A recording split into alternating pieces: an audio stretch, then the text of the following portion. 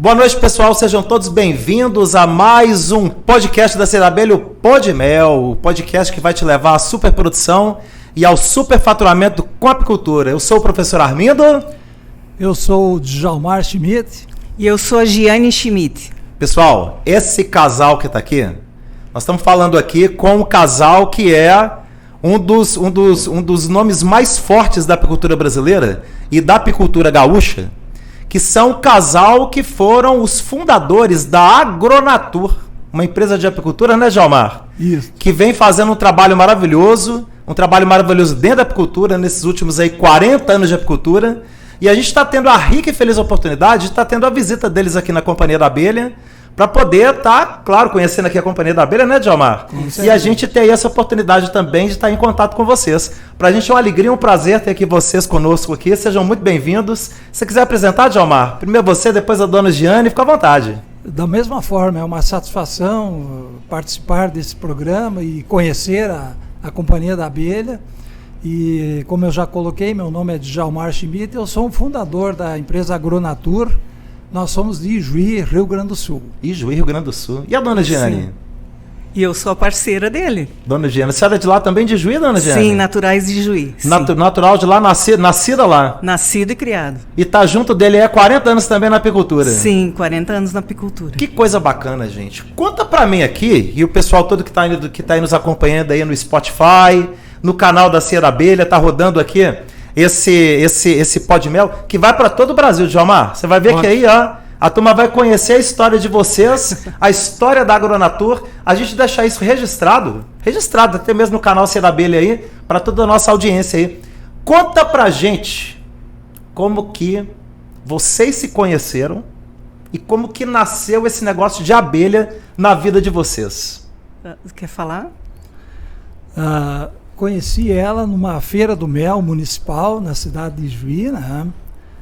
Isso há praticamente 40 anos, onde o meu pai participava da Associação de Apicultores e o pai dela também, e a gente foi ajudar no comércio do mel nessa feira. E aí a gente se conheceu, rolou a química e a gente acabou ficando junto até hoje, né? Verdade. E nossos filhos, hoje a gente tem 3 filhos, um deles toca a nossa empresa, né, que a gente fundou, e esperamos que ela dure muitos anos dentro da apicultura brasileira. Dona Giane, ele falou de uma química que rolou. Essa química foi lá nessa feira do mel. Você não conhecia o Djalmar, nunca tinha visto ele? Não, a gente nunca se cruzou. Mas o pai da senhora já era apicultor? Sim. Ele já criava abelha? Os nossos pais participavam da Associação de Apicultores e nas reuniões, nos churrascos para fazer a sede da associação. Sim. Quando eu ia para ajudar, ele não ia, porque ele estudava em Passo Fundo. Olha bem. Quando eu não ia, ele ia. A gente nunca se cruzou até aquela feira do mel. Mas os pais de você já se conheciam da associação, então? Já. A associação era a Associação de Ijuí. Isso. De Ijuí, lá, lá no Rio Grande do Sul. Isso. E aí e essa associação existe ainda? Existe até hoje. É mesmo? Então é uma associação de muitos anos, velho. Muito. Uma associação, uma das mais velhas, de mais tempo de criação no estado. Que maravilha. E essa química, como é que foi essa história dessa química? Quando você viu o Djalmar lá na feira, como é que foi essa história? Como é que rolou essa química? Olha, a química rolou mesmo, que não é mentira, isso não é papo de apicultor. Eu levei uma picada de abelha na mão e ele foi pegar na minha mão para tirar o ferrão de abelha. Daí deu mel. Deu mel? Deu mel. Foi assim mesmo, Djalmar? Foi. E aí, dali, como é que foi? Mas já foi logo um namoro e já veio o casamento? Como é que foi o negócio? Assim. A gente se conheceu nessa feira e casou no ano seguinte. E nesse tempo, nós montamos a nossa empresa, né, a Agronatur, e ela então participou, assim como toda a minha família, meu pai, minha mãe, trabalharam nessa empresa. E hoje ela é gerenciada por um dos filhos nossos, né? O Aldrien. O Aldrien. E tem mais um outro filho, o Andrei, que também já trabalha na empresa. E o terceiro bem ou mal, ele a princípio não vai participar da empresa porque ele está cursando medicina, né? Então provavelmente vai seguir outro caminho. Ué, ele vai formar como médico para poder prescrever mel e própolis para paciente. É. Se fizer isso, vai estar no caminho também, ou não é verdade? Vai estar. Com certeza. E conta pra gente, Djalmar, depois que vocês, né? A Agronatura, então, ela veio depois que vocês casaram? Ou vocês já estavam no encalço de fundar a Agronatura? Foi mais ou menos na mesma época, né? E no estado do Rio Grande do Sul, se tinha uma dificuldade de obter cera de abelha alveolada.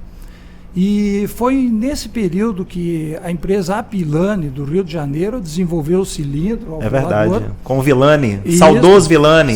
Saudoso Villani. Conhecemos ele, Dos né? grandes nomes aí da história da apicultura, né, rapaz? E aí a gente entrou em contato com ele e viu essa oportunidade de negócio, né? E aí então a gente montou essa indústria de beneficiamento de cera de abelha. E foi a terceira empresa no Rio Grande do Sul, né? E isso foi que alavancou um pouco a apicultura gaúcha, porque a gente disponibilizou um insumo básico e que até então era difícil de se obter.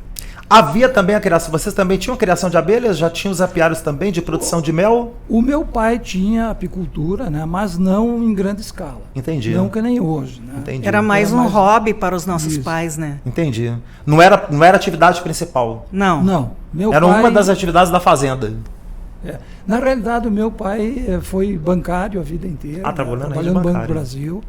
E daí, quando eu me formei em agronomia, então que a gente iniciou essa atividade dentro da apicultura, né? E tivemos a grata satisfação de ter um certo sucesso com esse trabalho da cera de abelha, e a empresa cresceu, e nós, então, com o tempo, diversificamos o trabalho dentro da Agronatura e montamos uma metalúrgica. A metalúrgica. Paralela à indústria de cera. E que faz hoje a fabricação de toda a linha de equipamentos para beneficiamento de mel em entrepostos, casas de mel, não é verdade? Exato. Então, uma linha que inclusive faz muito sucesso pelo Brasil afora, né? Você já deve ter realizado venda desses equipamentos para todos os estados brasileiros, né? Isso. Sim. Hoje o meu filho ele tem comércio com todo o Brasil, como tu colocaste, né? E a empresa desenvolveu muito, assim como a apicultura vem crescendo profissionalmente, né? E nós então aproveitamos essa oportunidade, e a empresa hoje ela tem em torno de 20 funcionários e tem um certo conceito justamente pelo tipo de produto que é produzido, né, dentro da Agronatura. Isso é uma maravilha, pessoal. E a gente realmente é testemunha disso, porque todos vocês sabem, a Companhia da Abelha, a gente tem aqui toda a parte também, dona Lígia, de venda também de materiais, de equipamentos, mas a gente é revenda. A gente não é fábrica de materiais, né? E a gente já fez muitos negócios aí com a Agronatur, já estabelecendo aí distribuição de equipamentos aí da Agronatur para todo o Brasil. E realmente é uma linha excepcional, uma qualidade de material diferenciada, né, não é? É verdade. A senhora estava comentando comigo que vocês tiveram a época ali que teve às vezes ali, chegava às vezes ali a apresentação do mel para atividades com crianças. Como é que foi mesmo? Sim, as escolas, quando querem ensinar para as crianças da pré-escola sobre a importância das abelhas, eles procuram a Agronatur. Daí, nesse caso, entro eu, que gosto de trabalhar com criança, para dar uma mini palestra de uma forma que eles possam entender e cantar com eles uma música sobre as abelhas e falar da importância das abelhas para as crianças.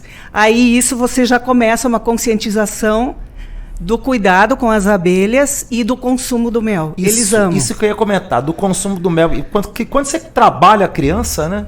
Que você trabalha ali a criança que está ali naquele desenvolvimento, apresentando o alimento saudável para ela, o mel como o alimento mais saudável do mundo, né, Djalmar? Ninguém pode negar isso. Sim. E a gente sabe que a criança, quando ela consome o mel, a saúde vem mesmo, né? Para valer, né? Sim. Eles, inclusive, porque a gente dá o sachê. Isso que eu ia perguntar. Distribui sachê para molecada. Distribui sachê para molecada. Para eles não tem coisa melhor, né? E daí, quando vê, eles vêm com os pais para buscar mel. Olha bem. E quando eles vêm com os pais, que os pais vêm comprar mel, eles ganham o sachêzinho de mel deles. Que beleza. É. A Agronatur tem uma loja também, e tem essa loja que, além de vender os materiais e equipamentos de fábrica, tem também a venda de mel lá também. Isso. O pessoal procura mel lá também. Esses pais de alunos que a Lígia ia lá apresentar o mel para criança. Giane, desculpa. A Giane ia lá apresentar o mel para molecada. Eles vão lá até hoje comprar mel? Como é que é? Perfeito. Hoje a gente criou uma clientela cativa, né? E toda essa família de crianças, a família dessas crianças vão se tornando clientes da Agronatur na questão do mel. Né? Que maravilha. Então é um trabalho básico, mas que dá resultado. Eu imagino. Você comentou que a sua formação é agronomia, né? Isso. Me formei na Universidade de Passo Fundo, né? E engenheiro agrônomo. A gente estava até conversando que tem um amigo nosso em comum, né? Professor Aruni Sattler. Você comentou que foi seu professor, né, rapaz? Isso, ele foi professor de apicultura na universidade e eu fui aluno dele. Né? Cada estado tem um professor que é referência, né? Sim. Você pega, por exemplo, aqui em Goiás, nós temos aqui a professora Maria José, aqui da UFG, que está na apicultura também aí há 40 anos. Maria José e Zé Maria. Sim. É um casal também. E são apicultores aqui há 40 anos e são referência aqui na parte de ensino apícola, aqui dentro do estado de Goiás. Eu que venho de Minas... Você deve lembrar o professor Dejair Message. Sim. O professor Dejair já está aposentado já. Né? Uma turma aí de pesquisadores. Né? O professor Mauro Martinho, lá da UFG também, né? da UFV. Né? Esther Bastos, doutor Esther Bastos, sim, lá da FUNED, Minas Gerais. A gente estava falando do professor Lionel da USP. Isso. Professor Spencer. Não é? Uma turma de pesquisadores... que fez uma história da apicultura, né, rapaz? Isso. O que você diz, você dentro da sua experiência de 40 anos também na apicultura, 40 anos nesse segmento apícola, da sua família que já vinha de uma criação de abelhas, como você falou que seu pai já era criador de abelhas, como é que você avalia essa geração de pesquisadores que construiu todas as bases do conhecimento científico da apicultura hoje no Brasil? O que você diz dessa turma? Eu acho que é um grupo de pessoas, né, que foi um grupo fundamental para o desenvolvimento, para a transformação da apicultura e para a profissionalização da apicultura. Porque eles desenvolveram conhecimentos que permitiram nos transformar em profissionais na criação de abelhas. Na criação de abelhas, né? Pelo trabalho deles, pela transferência de conhecimento, para nós, no caso, né? Então, eu acho que foi um grupo importante nessa história da apicultura brasileira. Sem dúvida. E cabe a nós agora, então, levar esses conhecimentos para frente, transferir para novas gerações, né? Para o Brasil chegar a ser, talvez, um dos maiores produtores de mel do mundo. Condições edafoclimáticas tem. Eu acho que a tecnologia... ela está sendo desenvolvida. Eu até coloquei outro dia aí que eu vejo assim, a apicultura hoje ela tem dois momentos. Antes do professor Armindo e pós-professor Armindo. Em função de quê? Em função daquela ideia da alta produtividade. A superprodução de mel. Superprodução de mel. Né? É que nem eu coloquei há pouco tempo. Se tu voltar 5 anos, a maioria dos manejos que a gente entende que são importantes hoje na apicultura não eram feitos. É verdade. Alimentação, troca de favos velhos, troca da rainha, né? E hoje faz parte. Cuidado da abelha no período de escassez. Que para vocês no Rio Grande do Sul é o período do inverno. O inverno é muito rigoroso. Muito rigoroso. Né? Se você não faz alimentação de subsistência, o enxame morre. A abelha, ela não morre de frio, ela morre de fome. Morre de fome, exatamente. A abelha tem, por natureza, a capacidade de suportar 0 grau, até menos que isso. Ué, a gente vê Mas na Europa. Se não tem alimento. A gente vê na Europa a abelha ali na neve, 30 graus abaixo de zero, 6 meses, 30 graus abaixo de zero, ela consegue se manter, consegue viver. Não é? Isso aí. A questão, por exemplo, da troca da cera, dos favos velhos. Né? Isto. Antigamente não se tinha essa opção de cera alveolada. Hoje tem. A própria cia da abelha está beneficiando de cera da abelha. Né? Muito bom para a região de Goiás. No Rio Grande do Sul, a Agronatur foi uma das pioneiras no beneficiamento de cera. Numa época que não havia beneficiamento de cera. Não é? No estado, quando nós iniciamos, tinha duas empresas. Uma do governo do estado e uma empresa particular em Porto Alegre. E aí nós abrimos em Ijuí, né? E, entre aspas, resolvemos um problema da apicultura gaúcha na época, onde a gente então levava esse produto, esse insumo até os apicultores. E isso ajudou a desenvolver a apicultura gaúcha. De forma delivery, né? Isso. Como é que é esse sistema delivery, dona Giane? Conta para nós, como é que ele funciona? Vocês pegam a cera do apicultor, alveola, Isso. Aí ele paga pela alveolagem? É mais ou menos isso mesmo, Djalmar? Paga a taxa da alveolagem por quilo. Ele paga a taxa da alveolagem por quilo. É o mesmo sistema de vocês aqui. É o mesmo sistema que a gente usa aqui. Sim. Né? E aí vocês buscam a cera até o produtor, depois leva para ele também. Ainda tem esse adicional ainda do trabalho. Exato. Na realidade, como a gente tem um estoque razoável de cera bruta, a gente já leva a lâmina. Já leva ela pronta. Eu levo ela pronta e eu trago a cera bruta do produtor, né? Então a gente faz essa troca adiantada. Se o produtor tem um volume maior de cera e exige que eu beneficie a cera dele, a gente faz isso também. Faz isso também. Mas daí tem que ter um volume maior, né? 200 quilos, 500 quilos, aí a gente faz. E aparece o produtor com esse volume assim para poder beneficiar? Sim.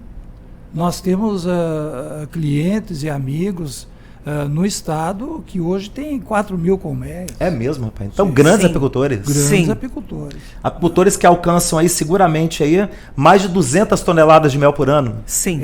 Esse apicultor que está localizado em Santiago, o último contato que eu tive, ele tinha colhido 150 toneladas de mel. 150 toneladas de mel. Produtor. Isso é um super produtor. Sim. Um super produtor. Quem dera o Brasil tivesse 1000 produtores desses, hein, Djalmar? Já pensou? O Brasil batia como o maior produtor de mel do mundo com facilidade, né, rapaz? Com certeza. Você falou do pessoal de Santiago e acompanhando, claro, a apicultura do Rio Grande do Sul como um todo, a gente que está aí na apicultura também há 40 anos e acompanha a história da apicultura brasileira, a gente sabe que o sul do Brasil ele sempre teve uma presença marcante, se não decisiva, para aquilo que a gente tem hoje como apicultura profissional no Brasil. Rio Grande do Sul e Santa Catarina são 2 estados que você tem que tirar o chapéu realmente para o grau de profissionalização da apicultura, para o grau de produtividade que se alcança, né, e para os processos todos que é feito junto ao produtor no sentido dele melhorar a produção. Né? Como é que está a apicultura do Rio Grande? Ela vem crescendo, vem destacando? Como é que está esse processo todo de desenvolvimento dela? A gente vê assim que a apicultura gaúcha ela cresce de ano a ano. Claro que ela sofre problemas climáticos, Sim. Né? Que qualquer lugar do Brasil tem esse problema, sofre também. Mas o profissionalismo ele está crescendo muito rápido. Nós não temos 1 ou 2 clientes com 1000 colmeias. São vários. São vários, né? E muita gente ganhando bastante dinheiro com a apicultura, coisa que há poucos anos atrás não existia. Né? Então a apicultura está pegando uma importância e eu vejo assim, em pouco tempo nós vamos ter uma outra transformação com a questão da polinização. Isso, por uso das boa. Existe um trabalho muito interessante feito pela Embrapa, Sim. do Paraná. Embrapa Soja do Paraná. Né? Sobre a importância da abelha no aumento da produtividade de soja. Inclusive o pessoal até teve a oportunidade de acompanhar na nossa live de quarta, que foi ontem à noite, na nossa live de quarta, que foi antes de ontem, que hoje é quarta-feira, né? Na nossa live de quarta, onde o pessoal acompanhou a matéria que a gente passou recente, do Globo Rural, falando exatamente desse trabalho da Embrapa Soja, com aumento de 13% de produtividade na soja com a presença da abelha, atingindo até 70 sacas de soja por hectare. Sim. Um número muito alto, né, Djalmar? Não, é acima da média nacional. Acima da média nacional. Então, há um incremento e veja o que representa isso em questão de dinheiro para o produtor. O que é interessante é que até um tempo atrás, o próprio pessoal da indústria da sojicultura, eles diziam que a soja não precisaria ser polinizada. Que a soja era autóctone, né? Isso. E sendo autóctone, ela não precisaria ser polinizada. E eles estavam enganados, né? Sim. Que quando entrou a abelha passou a polinizar uma planta que era tida como autóctone, ou seja, não precisaria de um polinizador. Ela quando abre a flor já está polinizada, né? Fecundada. Só que o que acontece? Pelo trabalho da abelha junto à flor de soja, esse toque mecânico aperfeiçoa a fecundação. Olha bem. Né? Então há esse aumento. Se tu voltar um pouco no tempo, nós acompanhamos alguns trabalhos em sojas convencionais que se conseguia até 30% de aumento na produtividade. Com a abelha. Olha bem, 30% de aumento. E na soja transgênica nós temos informações já de que produtores conseguem até 20%. Com a presença da abelha. Com a presença da abelha. E como que o pessoal faz nessa época que entra a abelha com a questão da aplicação do defensivo agrícola? Para não ocorrer ali a mortandade da abelha. No Rio Grande do Sul o pessoal tem experiência já, né? Da produção do mel da soja. Tem inclusive muita produção de mel lá vindo da flor da soja, né? Muito. Como é que os apicultores fazem para poder garantir a vida da abelha naquele momento da aplicação? Na realidade, o ideal seria um acordo entre o apicultor e o sojicultor, né?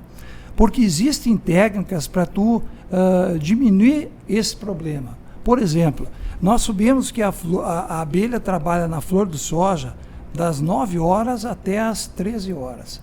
Então, uma das formas é o produtor de soja aplicar o agrotóxico fora desse período. Fora desse horário. Regulagem de equipamento, tipo de produto a ser aplicado. Existem produtos biológicos que não afetam as abelhas. Então, vai muito de uma questão de consciência dos técnicos, dos produtores, né? Então, existe forma de você conviver a apicultura com a sojicultura. Nós temos, inclusive, aqui apicultores até aqui na região de Rio Verde. Tem um apicultor nosso aqui da Escola de Apicultura, João Denozetti. Ele entrou com o colmés dele, colmés do apiário dele, em áreas de lavoura de soja, em função já dessa pesquisa, dessa pré-publicação da Embrapa Soja. Sim. Ele entrou com as abelhas em lavoura de soja ali na região de Rio Verde. E conseguiu fechar um contrato, dona Jeane, de R$200 o aluguel de colmeia. Sim. Por mês na área de lavoura de soja. Ou seja, foram 80 colmeias. 80 colmeias a R$200, pegou ali quase R$16 mil de aluguel só dessas colmeias que ele entrou ali dentro. Você acha que isso aí tem condição de espalhar para o Brasil todo? Eu acredito que sim. Claro que, por exemplo, nós não temos abelhas, né, para suprir essa demanda. Isso que eu ia comentar. Mas pontualmente dá para fazer esse trabalho. E aí tu vê, por exemplo, quanto tem de mercado de crescimento da apicultura. Exatamente. Hoje não tem abelha, né, suficiente para suprir de imediato tanta lavoura de soja. Não. Mas é um mercado que se abre para o apicultor. Justamente. O apicultor ele saía daquela coisa ali de média de 30, 40, 50 colmeias. Vamos implantar 1.000, 2.000, 3.000 colmeias, colocar dentro de carreta, fazer igual a apicultura americana, né? Justo. A apicultura americana não é só a soja, eu vejo, não é só a soja. Isso. A própria fruticultura. Você sabia que a amêndoa, por exemplo, ela depende 100% da abelha. Da polinização da abelha. Senão não produz Se não tiver abelha, não tem amêndoa. Não tem. É o mesmo que a situação da maçã na região do Vacaria, Fraiburgo, Santa Catarina. Maçã brasileira, a maçã nacional é 100% polinizada, né? 100%. Se não tiver abelha, não tem maçã nacional. Não tem maçã. Aí fica obrigado a comer maçã argentina. Isso, ou maçã defeituosa, né? Mas são nichos de mercado dentro da apicultura, que eu acredito que estão se descobrindo agora, né? Então veja quanto nós temos de oportunidades. Uma caminhada, né? É verdade. O Rio Grande do Sul ele destaca muito também, hoje, não só pela produção de mel, que sempre o Rio Grande do Sul esteve entre os principais produtores, e figurou por muitos anos aí como maior produtor. Esses últimos 2 anos, em função da seca que houve, é que não conseguiu manter ali a primeira posição. Mas a gente sabe que logo, voltando os ciclos normais de chuva e de florada, seguramente ocupa aí a primeira posição. E a parte também de exportação muito forte, né? O Rio Grande do Sul colabora com uma fatia muito grande de exportação, né? Hoje o estado deve estar produzindo aí em torno de 6 mil toneladas. Que maravilha, hein?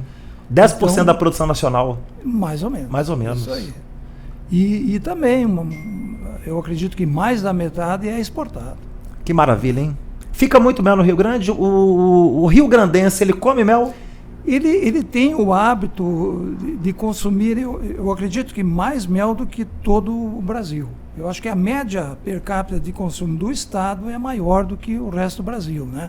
Talvez em função do clima, né? Que ainda tem essa cultura do inverno, do consumo do mel como remédio. A cultura né? Mel como remédio. Essa cultura que tem que mudar. Tem que mudar. Que mel é alimento, não é só remédio, né? É para comer no pão, é para adoçar um café, não é fazer um café com mel, não chá com mel. Um chá com mel. Fazer um chimarrão com mel. Sim. Já fizeram chimarrão com mel? Sim. É gostoso? Dá para fazer mesmo? Dá fica bom. Fica bom. Quer dizer que você pode tomar o chimarrão com aquele sabor mais amargo da erva e pode também adoçar com mel, então? Pode, para quem gosta de mate doce, sim. É mesmo? Então, sim. Mate docinho com mel. Com açúcar não, né? Açúcar é veneno, não é mexer com açúcar cristal, não, né? Não. Com açúcar não fica bom, mas com mel fica bom, dona Giane. Fica sensacional. Quer dizer, então, que pra turma que gosta de tomar um chimarrão, pode adoçar com mel que fica bom. Ótimo. Fica muito Perfeito. bom. Que maravilha, pessoal.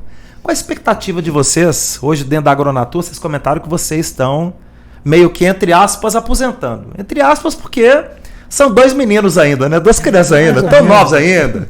A gente falar, se já tivesse 80, 90 anos, aí poderia dizer que estava parando totalmente. Mas são 40 anos, né, Djalmar? Nessa batalha, né? Nessa luta, né? Quais que foram os desafios aí que você viu aí, que a Agronatur enfrentou aí nesses 40 anos? Quais foram os pontos ali que você viu que foram difíceis de enfrentar, que vocês superaram? Como é que você vê toda essa carreira de vocês dentro da apicultura que levou a esse sucesso todo que é o nome de vocês hoje?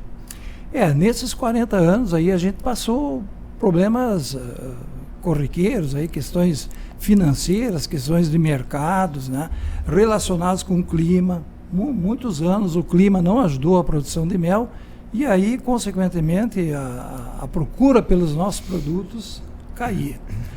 Mas hoje, depois que a gente transferiu a administração da empresa para o nosso primeiro filho, né, Aldrin, com essa tecnologia nova, internet, se abriu muito mercado. Verdade. Né? Então, o que acontece? Hoje, se não tem produção de mel no Rio Grande, tem produção de mel em Minas, em São Paulo. Então, existe um equilíbrio maior. E aí tem uma continuidade. E isso fez com que ele conseguiu investir em tecnologia, né, de produção dos equipamentos. Sim. Né? Então, hoje, a gente tem assim condições de colocar no mercado qualquer tipo de equipamento dentro das exigências sanitárias, né? Solda TIG, acabamento sanitário, inox 304, alimentício. Né? Então ele tem uma estrutura... Todo dentro da norma federal do Ministério da Agricultura. Exato. Justo. Quando chega um fiscal federal, não, isso aqui é equipamento pode usar 100%. Exato. Então, eu acho que hoje estabilizou mais a questão de mercado, né, e a manutenção da empresa. E, com certeza, tende a crescer. Que maravilha. Porque a isso é muito apicultura bom. está crescendo. A apicultura está crescendo. E crescendo muito, né? Muito. A gente sabe aí que o Brasil aí hoje produz 1/5 da demanda que teremos até 2035. Isso. Ou seja, tem muito espaço para crescer, né? É ou não é, Djalmar? Se tu quer olhar a questão de mercado, né, e também a questão de clima, de vegetação, né, que nem tu colocaste antes, nós podemos passar a produzir 250 mil toneladas. Com certeza. Tranquilamente. E atender plenamente o mercado interno, externo. Exportação, né? E a tendência da população realmente é comer alimento mais saudável, né, Giane? Pois é. Depois, então, dessa pandemia, eu acho que venda de mel para vocês lá também deve ter quintuplicado depois da pandemia, né? Foi. Todo mundo procurando, né? Foi. Facilitou o comércio. Facilitou o comércio. E isso trouxe também uma conscientização maior do povo, né? As pessoas estão comendo melhor, né? Ou pelo menos deixando de comer o nocivo, né? Depois que ele experimenta o mel, ele se transforma num cliente assíduo. É verdade, é verdade. E nisso a pandemia favoreceu muito, né, dona Giane? Foi. Cresceu muito a procura. Foi porque o pessoal queria um alimento que ajudasse na imunidade. Né? A imunidade é a palavra-chave da época, né? E o mel entra nisso. O mel, o própolis, pólen. Né? A própolis até saiu aquela pesquisa da USP, corroborando a atividade da própria contra o coronavírus. Exato. Que eles fizeram aquele ensaio clínico com pacientes, né? Foi. E provaram a própolis matando o coronavírus. Coisa que a gente sempre soube, mas estava aquela coisa ali que não podia dizer, né?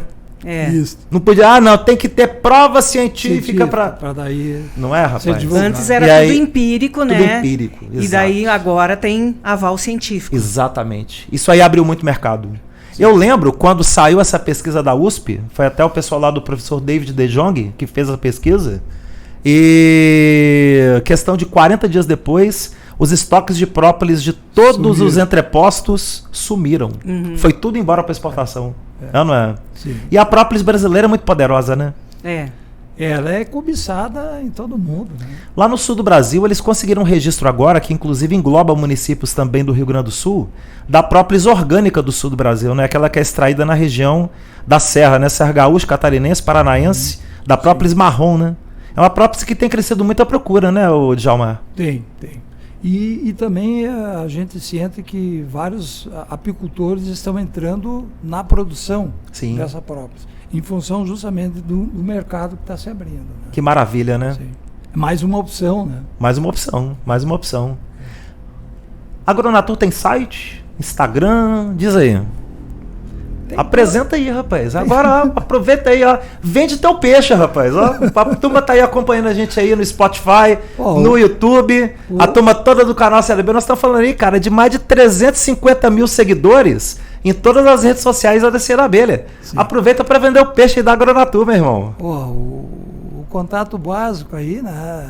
Nós temos um telefone fixo, que desde que abrimos a empresa, né?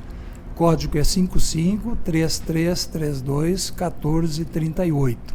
Então esse é o telefone que... 55-3332... 1438. 1438. Anotaram aí, pessoal? Pega aí bacaninha.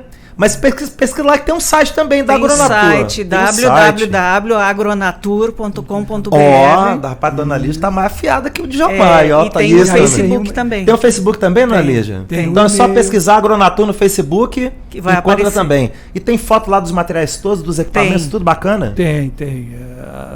Pode ser fazer compra pela internet. Se o cara estiver lá em Roraima, ele quer fazer uma compra de uma centrífuga lá da Agronatur, lá do Rio Grande do Sul. Tranquilamente. E manda para Roraima tranquilo. Manda. Hoje, por exemplo, a Cia da Abelha, ela manda material até para os países de língua portuguesa da África. Se chegar um apicultor, aluno nosso da Escola de Apicultura lá de Angola, ligar lá para a Agronatur também, manda? Manda também, então, para todo mundo também. Manda. Hoje só para colocar, né, nós temos abrindo um mercado muito bom no Paraguai. No Paraguai é mesmo. E diz que a apicultura paraguaia está crescendo muito, né, rapaz? Então tem uma ligação bem interessante com o Paraguai. Se vislumbra aí um mercado interessante. Rapaz, você dentro da experiência sua, como que você vê para os próximos 30, 40, 100 anos, né? A apicultura brasileira perante o mundo, como é que você vê que a gente vai estar figurando aí dentro de alguns anos aí? Eu acho que com o trabalho que é desenvolvido, um trabalho sério, né, por vários profissionais dentro do Brasil, o crescimento da apicultura brasileira, ele não tem como voltar para trás, né? Nós estamos caminhando em passos largos, um crescimento consciente, embasado cientificamente e que vem dando resultado, né? E um diferencial assim que eu vejo, a produção do nosso mel, em função da nossa vegetação, sim, ela é diferenciada com o resto do mundo. É o mel limpo, né? A nossa abelha, então, você não precisa aplicar remédio, não precisa aplicar medicamento. Não é? Você pega a apicultura argentina, produz muito mel. Mas você vai analisar o mel argentino, resíduo de clorofenicol, resíduo de nitrofurano, não é verdade? Resíduo de acaricidas para combater varroa. Então, né? Toda essa gama de adversidades a apicultor brasileiro não tem. E eu acho que isso é um benefício que nos coloca um passo à frente. Você acha que o professor Kera, ele foi realmente muito feliz quando ele introduziu a abelha africana, né? Porque trouxe uma abelha híbrida hoje, sim, que tem uma resistência à doença gigantesca, né? A questão da introdução da abelha africana, no início, teve assim um impacto contrário. É verdade. Mas hoje a gente que lida com essa atividade vê que eu acho que foi uma coisa benéfica. Sim. A apicultura cresceu muito, né? Cresceu A muito. gente imaginar que na época que o professor Quer introduziu a abelha africana, a Apis mellifera scutellata, o Brasil não passava de 4 mil toneladas de mel. Hoje está produzindo 60. Sim. Ou seja, entre os 11 maiores produtores de mel do mundo, né, dona Elígia? Faz muita diferença, Giane. né? Giane. Por que eu tô falando Lígia, hein? É Giane. Mas pode ser. Esse professor Amir é um caso sério. Meu Deus do céu, não é um caso sério. Tem que gravar o nome. É ou não é? Botar uma plaquinha. Mas, dona Giane, esse mel limpo é um diferencial gigantesco, não é? Voltando à tua pergunta, como visualiza daqui a alguns anos a apicultura, eu vejo que nós temos 100% de condições de ser o número 1 do mundo. Com certeza. Por causa da diversificação da florada em todo o país, a gente não tem inverno rigoroso. Se não dá mel, como ele já falou, se não dá mel aqui, dá lá. Não dá aqui, dá acolá. Tem condições de sermos o número 1 do mundo. Brasil de ponta a ponta você consegue fazer superprodução de mel. A gente não tem aqui áreas de deserto, não é? A gente não tem áreas de tufão, de furacão, de ciclone. Não temos terremoto, não tem... Como é que chama? Vulcão, não tem é? adversidade nenhuma. Água em tudo quanto é baixadinha, não é? Tudo quanto é baixadinha, você encontra uma veia d'água brotando, né? Isso é um diferencial gigante, né? Sim. Eu Isso é um acho que isso diferencial vai gigante. ajudar. E eu vejo assim, ó, que nem o senhor professor está dando esses cursos. A conscientização que está acontecendo do pessoal melhorar a sua produtividade para ter uma superprodução leva a isso no futuro. Com certeza. Porque antes era um sacrifício você explicar para o apicultor que tem que trocar a cera alveolada. Era uma dificuldade explicar que tem que trocar rainha. Era uma dificuldade explicar que tem que alimentar a abelha quando não tem alimento. E agora não. Agora o pessoal está bombando aí. Acordando, né, Djalma? Acordando. Um detalhe, por exemplo, nessa questão da cera, né? Quando nós iniciamos esse trabalho, existia uma certa resistência Exato. à troca dos favos. É verdade. E O hoje- pessoal não trocava favo, né? E Ficava hoje, aquele por favo exemplo, velho a vida inteira. existia aquela cultura de que a abelha, para produzir cera, gasta 7 quilos de mel. Só que hoje nós sabemos que, mesmo que ela gaste esses 7 quilos de mel, se você trocar todos os favos da sua colmeia, todos os anos, a produtividade vai ser maior. Exatamente. Particularmente, nós fizemos uma experiência a nível de campo, né? Olha bem, Então- gente, presta atenção agora, hein? Essa experiência no nível de campo, isso aí é aula agora, hein? Presta atenção, hein? Verdade. Nós trabalhamos 2 apiários, 10 colmeias. 5 nós trocamos toda a cera, tanto do ninho como das melgueiras, e 5 não trocamos, em 2 apiários. Em 2 apiários. A troca dos favos do ninho nós fizemos em 3 ocasiões, durante o ano apícola. Tá? E nos 2 apiários, as colmeias que nós fornecemos lâminas, em toda a colmeia, né, produziram mais mel do que naquelas que a gente não fez o manejo. Que maravilha, hein? Entendeu? Então, hoje, por exemplo... Conferiu o que de percentual de aumento de produção daquelas que você trocou o favo? Você lembra mais ou menos o número que teve? 30%, Djalmar. 30% mais mais ou mel. menos. Mais mel. Mais mel. 22, 28. Né? Por quê? Primeiro, a abelha rainha, ela gosta de fazer postura em favo novo. Novo, exatamente. Segundo, o favo velho, a cada geração, fica o casulo, Sim. que a larva tece. Produz uma abelha menor com o tempo. Ela cresce o espaço que ela tem no alvéolo, né? Isso. E um outro detalhe interessante, o favo velho, ele transmite uma pigmentação indesejada para o mel. Sim. Escurece o mel. Escurece o mel. É. E daí, talvez o fator bastante importante é de que cada colmeia, nessa troca de favos, ela pode produzir até 1 quilo de cera. Olha, a bem, a mais. do que a reposição das lâminas. Né? Então, por que não fazer isso? A troca da cera é benéfica em todos os sentidos. Aumenta a produção de mel, aumenta a qualidade do mel, Controle de doença. permite um conforto biológico para a rainha, previne doenças e ainda aumenta a produção de cera. Isso aí. Então, são vários fatores aí que estão... Hoje, por exemplo, não é mais questionado, não vou trocar porque não dá. Não, hoje o pessoal troca, a demanda é maior, porque eles já sabem que é benéfico. Djalmar, dona Giane, a gente está chegando ao final do nosso pó de mel, e eu queria ouvir agora de vocês o recado que vocês podem deixar para o apicultor que está chegando hoje, que está chegando para a apicultura, que está chegando para a escola de apicultura, que está também desejoso de crescer nesse negócio da apicultura, né? O que é o recado que vocês têm para deixar para essa turma? Aquela dica assim sensacional assim, para ele chegar, crescer, ele empreender também, para ele poder fazer também o resultado dele dentro da apicultura, dentro da experiência de vocês, do que vocês passaram de alegrias, de sucessos. O que é o recado que vocês deixam aí como a cereja do bolo para ele poder crescer? Começo.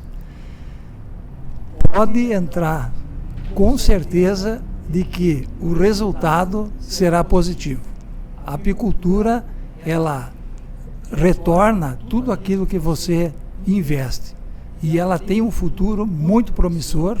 Então, a minha colocação é de que entre, acompanhe os conselhos do professor Armindo. Eu ia falar isso.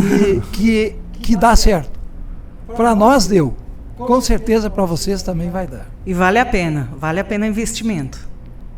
Dona Giane, a senhora que teve ali a experiência de levar ali mel ali para a criança ali na escola, fazendo os trabalhos ali em várias escolas ali dentro de Juí, que com certeza mudou, criou toda uma consciência, Sim. toda uma geração hoje, que muitos deles até hoje devem ser pais já, não é? Eram Sim. crianças ali comendo mel, Sim. e hoje são pais levando também mel aos filhos. Sim. Né? O que a senhora deixa de experiência disso para essa turma que está chegando hoje na apicultura no sentido dessa apresentação? O que eu vou te dizer? Quando você conscientiza a criança da importância da abelha na natureza e que o mel não é remédio, que o mel é um super alimento, a criança leva isso para casa, leva para os pais e ela contagia os pais. Isso vai fazer o quê? Os pais comprarem o mel que é por você produzir, apicultor. Ou seja, o melhor caminho que tem é educar a criança. Educar a criança. Que maravilha, que maravilha. Djalmar, muito obrigado. Foi uma experiência gratidão, muito positiva. Dona Giane, gratidão demais pela presença de vocês aqui no nosso podcast. Gratidão, Djalmar. Muito feliz mesmo. A gente deseja todo o sucesso do mundo a vocês, aos filhos que estão assumindo agora a Agronatur, né? Qual que é o nome deles? É o que está gerenciando a empresa é Aldrien. Aldrien. O que trabalha na parte da cera de abelha é Andrei. Então é o Aldrien e o Andrei. Gente, olha, a turma deve pensar, professor, mas você está falando aí da Agronatur que vende material apícola, você também tem material apícola na companhia da abelha? É, pessoal, mas a apicultura está crescendo, não é? Está crescendo e tem espaço para todos. Tem espaço para todos. E como tem, né, gente? Tem. Nossa senhora, se a gente tiver que aumentar em 5 vezes a produção nacional de mel, o que mais a gente vai precisar ter realmente aí são empresas que possam dar esse suporte ao apicultor, não é? E um detalhe interessante, já que tu falou isso, né? Um diferencial dentro da apicultura é que mesmo sendo concorrentes de produtos, os proprietários, eu sempre vejo assim, são muito amigos. Muito, exatamente. Nós conhecemos o pessoal da Imesul, o pessoal da Pitec, da Parcinox. Agora tivemos a satisfação de conhecer o pessoal da Cia da Abelha. É verdade, rapaz. E nós somos amigos de todos. A gente não vê como concorrência, a gente vê como parceria. Parceria, e exatamente. E o sol nasce para todos. Para todos. Igual uma colmeia. Isso aí. Não é? Igual uma colmeia. A apicultura brasileira tem que ser uma colmeia, né? Tem que Todo mundo trabalhando junto em prol de um objetivo, que é abastecer o mundo de mel, não é? Isso aí. O delicioso mel brasileiro, o alimento mais saudável do mundo, não é? O mel do Brasil, não é? Perfeito. Valeu! Muito obrigada. A gente que agradece, você que fica aí com a gente aí, acompanha a gente no Spotify, você que está aqui no YouTube, já aproveita, inscreve no canal, já deixa o seu joinha e já comenta aqui pra gente aqui no chat o que você achou desse bate-papo e o que você quer trazer pro nosso próximo episódio do nosso Pó de Mel. Um fraterno abraço a todos, fiquem com Deus, gente. Valeu, tchau, tchau. Tchau.